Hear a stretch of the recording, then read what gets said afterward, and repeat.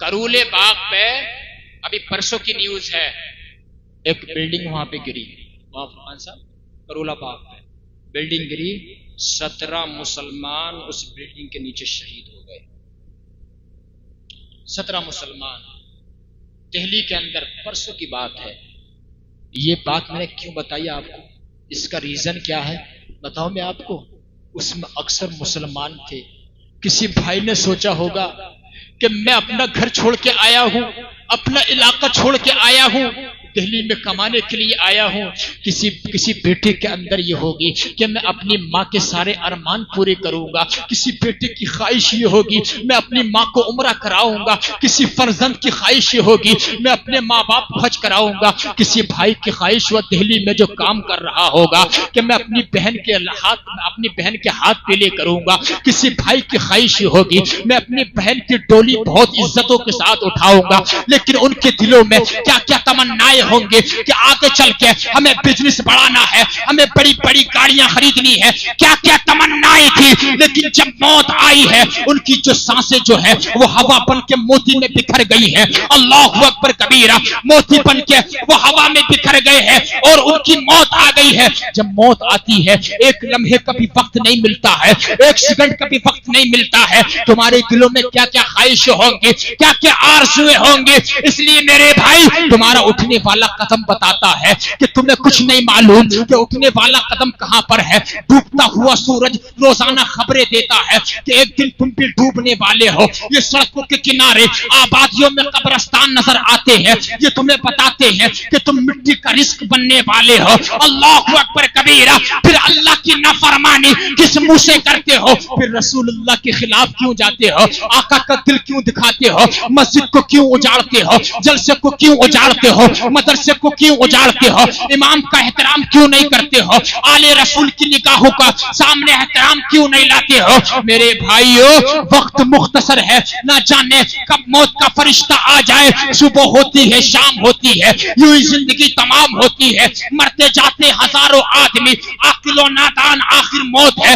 جب سب کو جانا ہے کیوں نہ ایسے بن کر کے جائے کہ زمانے والے کہیں فلاں انسان بڑا اچھا تھا، کسی سے الکساتا نہیں تھا، سب سے محبت کرتا تھا، سلام کرتا تھا، آقا کی سنت کو عام کرتا تھا، اللہ اکبر، حق بولتا تھا، کبھی کسی کا گانا دیکھنے نہیں گیا، کبھی کسی کا ناچ دیکھنے نہیں گیا۔ یہ کام کر کے اپنے دل میں لے کر چلے گئے قبر کے اندر۔ جب نبی تشریف لائیں گے، چونکہ نبی تو سب جانتے ہیں کہ میرا امتی کیا کر رہا ہے، چونکہ آقا کی شان تو یہ ہے اور کوئی غیب کیا تم سے نہا ہو بھلا، جب نہ خدا ہی چھپا تم پہ کروڑوں درود۔ میرے آقا کا علم تو یہ ہے قیامت تک ہونے والے ہر واقعے کو نبی ایسے ملاحظہ فرما رہے ہیں جیسے ہاتھ کی ہتھیلی ہمیں نظر آ رہی ہے۔ اللہ اکبر، جب نبی کی سنتوں پہ عمل کر کے قبر میں جاؤ گے، آقا تمہارا چہرہ دیکھ کر مسکرا گئے، فرشتوں کے سوالات میں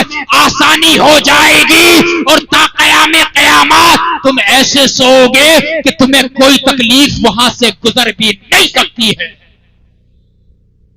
اللہ اکبر، اندازہ لگا؟ قریب آؤ، کب تک بھاگو گے، کب تک نبی کی سنتوں سے دور جاؤ گے، کب تک داڑیاں چھلوا کے جو ہے معاذ اللہ رب العالمین نالیوں میں بہاؤ گے۔ اللہ اکبر، کیا کوئی ہمارا آسرا ہے؟ تمہارے عمل اس لائق ہیں یا ہمارے عمل اس لائق ہیں کہ ہمیں جنت مل جائے؟ نہیں ہے ہمارے عمل اس لائق کہ ہمیں جنت مل جائے۔ اگر جنت ملے گی تو نبی کی شفاعت سے جنت ملے گی، جنت ملے گی تو نبی کے آسرے سے جنت ملے گی۔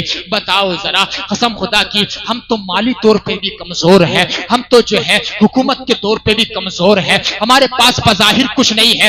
اگر ہم کسی چیز پہ فخر کرتے ہیں، ہمارے پاس کوئی چیز اگر ہے تو میرے بھائیوں ذرا اپنی اہمیت کا اندازہ لگاؤ۔ تمہارے پاس اگر کوئی چیز ہے وہ تمہارے دل میں توحید کی امانتیں ہیں، تمہارے دل میں رسالت کا اقرار ہے، تمہارے دل میں رسول اللہ کا عشق ہے، اور یہ عشق وہ چیز ہے جب تک تمہارے دل میں عشق ہے، تمہارے دل میں احساس ہے، جس دن یہ عشق نکل جائے گا، جس دن یہ محبت نکل جائے گی، اس دن احساس مر جائے گا، اور جس دن احساس چلا جائے گا یقین مانو اس دن تمہارا کوئی نہیں ہوگا پرسان حال، دنیا میں بھی خسارہ، آخرت میں بھی خسارہ ہو جائے گا۔ اس لیے سب سے زیادہ ہمیں اپنے نبی کی محبت دلوں میں موجزن کرنے کی ضرورت ہے. سبحان اللہ، دلوں میں محبت لانے کی ضرورت ہے.